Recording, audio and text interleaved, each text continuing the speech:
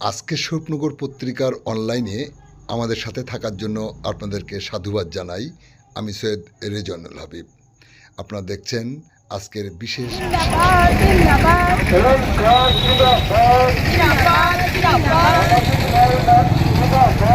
জিন্দাবাদ জিন্দাবাদ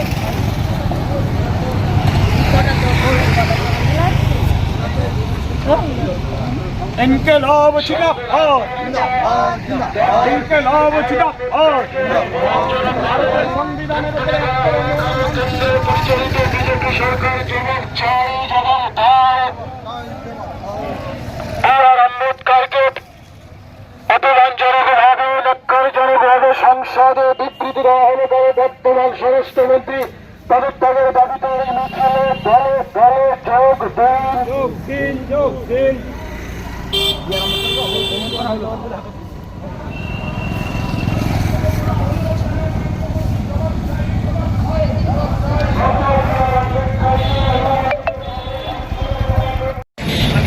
doctor B আর আম্বেদকর তার সম্পর্কে আমরা তার তীব্র ধিক্কার জানাচ্ছি। বি আর আম্বেদকর আমাদের দেশের সংবিধান প্রণেতা, তিনি সংবিধান রচনা করেছেন।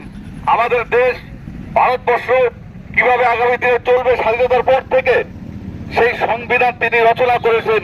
সেই নবস্য ব্যক্তি, সেই মনীষী গ্রামে বর্তমান বিজেপির স্বরাষ্ট্রমন্ত্রী অমিত শাহ যেভাবে কুরুচিকর মন্তব্য করেছে তারই প্রতিবাদে আজকে ডাকবাংলা মোড়ে আমরা এই প্রতিবাদ সভা অনুষ্ঠিত করছি। সঙ্গে আমাদের আরো কর্মসূচি আছে। সঙ্গে আমরা অমিত শাহের কুশপুতুল দাহ করব এবং পশ্চিমবঙ্গ সামাজিক ন্যায় মঞ্চ জিন্দাবাদ বিজেপি সরকার স্বরাষ্ট্রমন্ত্রী অমিত শাহ ধিক্কার। অমিত শাহ স্বরাষ্ট্রমন্ত্রী পদ থেকে পদত্যাগ করতে হবে। অমিত শাহের কালো হাত জ্বালিয়ে দাও, পুড়িয়ে দাও।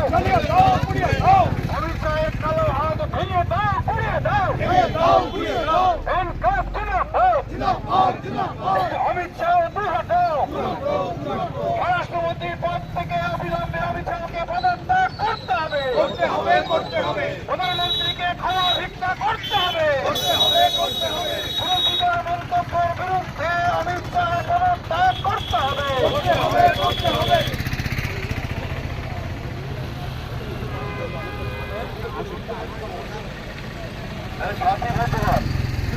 আমরা আমাদের তাৎক্ষণিক যে প্রোগ্রাম বা তাৎক্ষণিক কর্মসূচি গ্রহণ করেছিলাম সামাজিক ন্যায় মঞ্চের পক্ষ থেকে